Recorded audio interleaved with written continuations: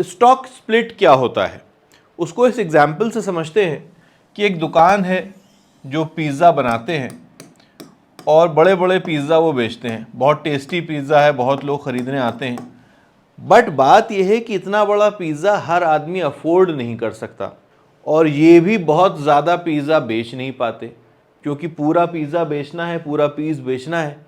तो कुल मिला के दिन में 10 लोग आते हैं, 10 पिज़्ज़ा बिक जाते हैं। इनके टोटल कस्टमर कितने हुए? 10।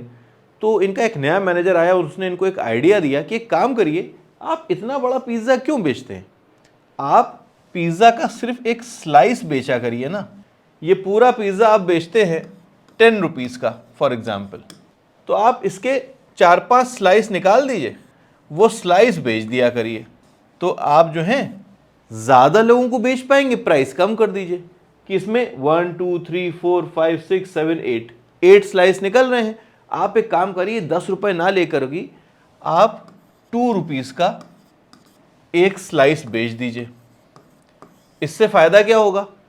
इससे फ़ायदा ये होगा, कोई एक आदमी है जिसे भूख लग रही है, पिज़्ज़ा खाना है, तो पूरा पिज़्ज़ा क्यों ले, एक स्लाइस से उसका काम चल जाएगा। उसने 2 रुपीज़ में एक पिज़्ज़ा ले लिया, 10 रुपये थे नहीं उसके पास, उसका काम हो गया। आपका फ़ायदा क्या हुआ कि चूंकि अब आपका स्लाइस के हिसाब से आप बेच दिया, आपने प्राइस कम कर दिया, अब आपके पास इतने बड़े पिज़्ज़ा को ख़रीदने के लिए आपको एक कस्टमर नहीं चाहिए, आपको नए 8 कस्टमर्स मिल गए। ठीक है, आपको एक के बजाय अब 8 कस्टमर्स मिल गए, वो आपके नए कस्टमर मिल गए। जहां दिन में 10 लोग आपका पिज्जा लेते थे, वहीं पे अब 80 से 100 लोग आने लगे, तो आपका कस्टमर बेस बढ़ गया। इसी चीज को हम स्टॉक मार्केट में ले आते हैं। स्टॉक मार्केट में टाइम टू टाइम बहुत सी कंपनीज क्या करती हैं, फॉर एग्जाम्पल उनके स्टॉक का प्राइस चल रहा है 1000 रुपीज, ठीक है, तो उन्होंने क्या किया कि 1000 रुपीज के एवज में उन्होंने कहा कि प्राइस कम नहीं कर रहे हैं।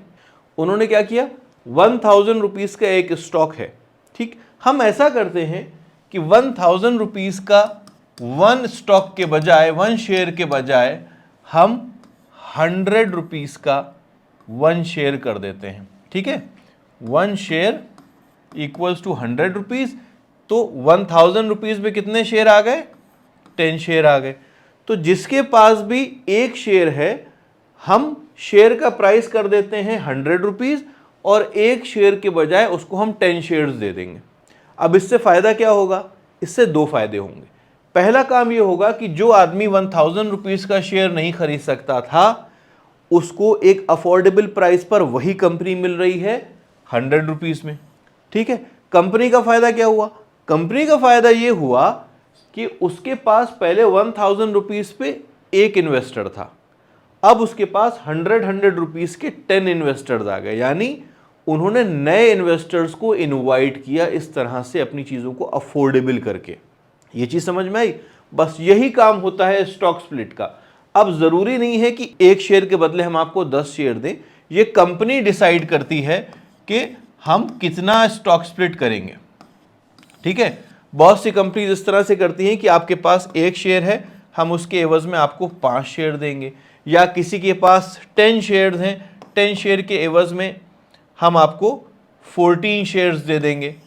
अलग अलग कैलकुलेशंस के हिसाब से वो स्टॉक को स्प्लिट करती हैं। कंपनी का फायदा ये है कि उसको नए इन्वेस्टर्स मिलते हैं, इन्वेस्टर का फायदा ये है कि उसके पास अब चूंकि एक्स्ट्रा शेयर्स आ गए हैं, तो वो बजाय एक शेयर बेचने के उसके पास उसमें से थोड़ा सा हिस्सा वो बेच सकता है।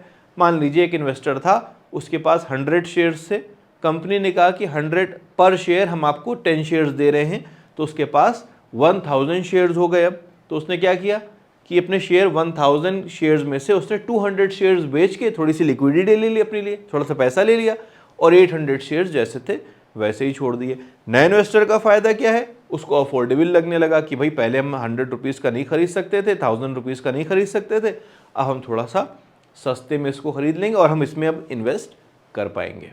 इसमें एक इंपॉर्टेंट चीज़ जो आपको समझना है वो ये है कि इस सारे प्रोसेस में आपके इन्वेस्टमेंट की वैल्यू और स्टॉक की वैल्यू में कोई चेंज नहीं होता है। 1000 रुपीज़ का एक शेयर हो चाहे 100 रुपीज़ के 10 शेयर हो, वैल्यू सेम रहेगी।